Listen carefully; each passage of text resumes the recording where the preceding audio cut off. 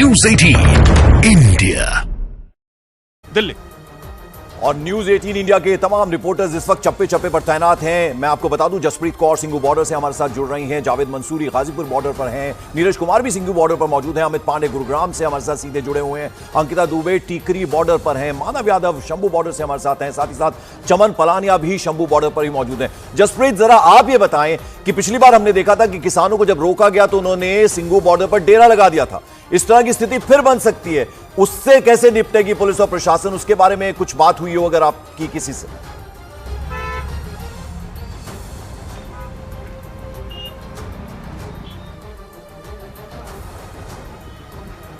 चढ़े हुए हैं, ड्रोन भी यहाँ पर उड़ाया जा रहा है। अभी ड्रोन नहीं है, ड्रोन के जरिए भी नजर रखी जा रही है। मेरे सहयोगी विकास ठाकुर आप तक तस्वीरें पहुंचा रहे हैं।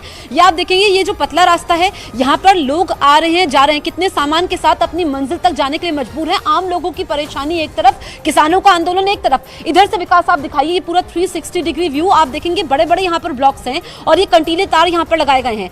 उधर उस तरफ जो है वो फ्लाईओवर है, यहाँ पर आप देखेंगे आरएएफ की मौजूदगी है और उनके पास रेस्पिरेटर भी है, ताकि अगर टीयर गैस का इस्तेमाल होता है तो उनका बचाव हो सके।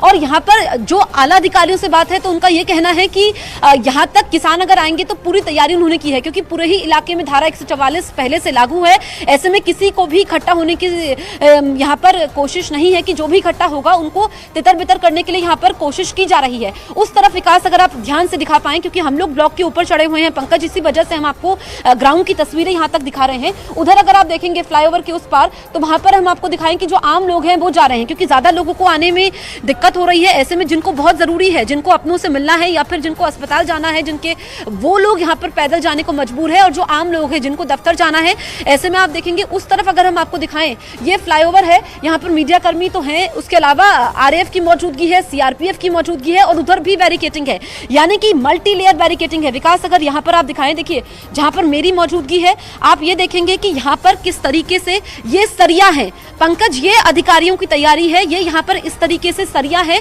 कि अगर ट्रैक्टर आते हैं तो वो आगे ना जा पाए। ये पूरा तरीके से प्लान बनाया गया है, फुल प्रूफ प्लान यहाँ पर अधिकारियों की तरफ से बनाया गया है।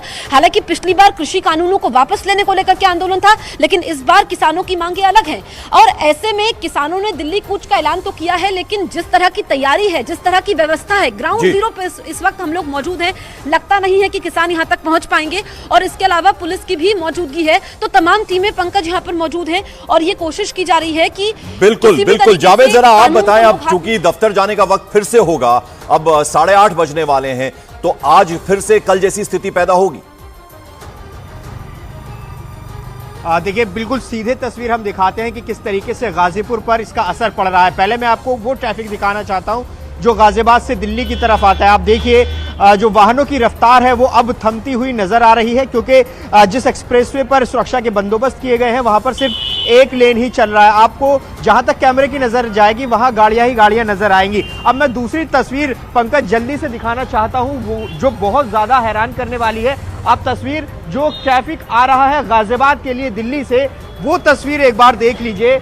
किस तरीके से लंबी लंबी कतारें जो हैं वो ट्रैफिक की नजर आ रही हैं, वाहनों की लंबी लंबी कतारें नजर आ रही हैं। एक्सप्रेसवे से अलग जो दूसरी लेन है दिल्ली से गाजियाबाद आने वाली, उस पर आप तस्वीर देखिए किस तरह से वाहन बिल्कुल रुक गए हैं।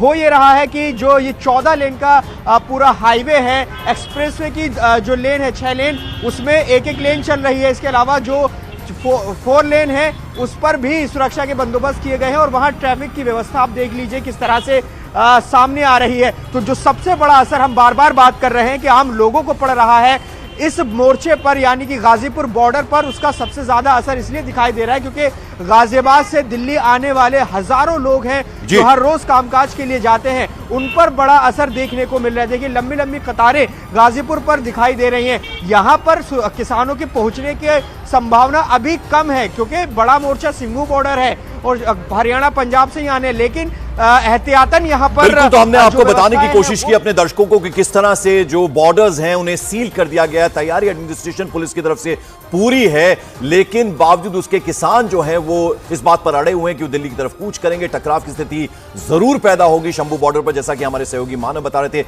एक बार फिर से हम रुक करेंगे, हमारे तमाम सहयोगी हमारे साथ जुड़ेंगे, लेकिन यहां एक वक्त हो रहा है एक छोटे से ब्रेक का, फौरन हाजिर हो।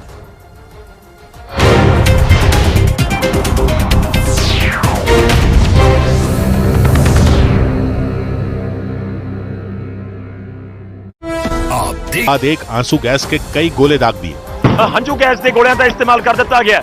शंभू बॉर्डर पंजाब और हरियाणा के बीच मौजूद है और किसानों को रोकने के लिए वहां पुलिस ने तगड़े इंतजाम किए। शंभू बॉर्डर से जो तस्वीरें सामने आई, उनमें एक तस्वीर में कुछ किसान घग्गर नदी पर बने एक पुल पर लगे पुलिस के बैरिकेड को हटाते नजर आए। देखकर ऐसा लगा जैसे किसान बैरिकेड को घग्गर नदी में फेंक देंगे। इस दौरान उनके पीछे सैकड़ों किसानों की भीड़ दिखाई दी, लेकिन तभी पुलिस बाद उन्हें रोकने के लिए पुलिस ने आंसू गैस के गोले छोड़ने शुरू कर दिए। और इस समय दी तस्वीरें तो हम दिखा रहे हैं। हंजू गैस के गोलियां का इस्तेमाल कर दिता गया।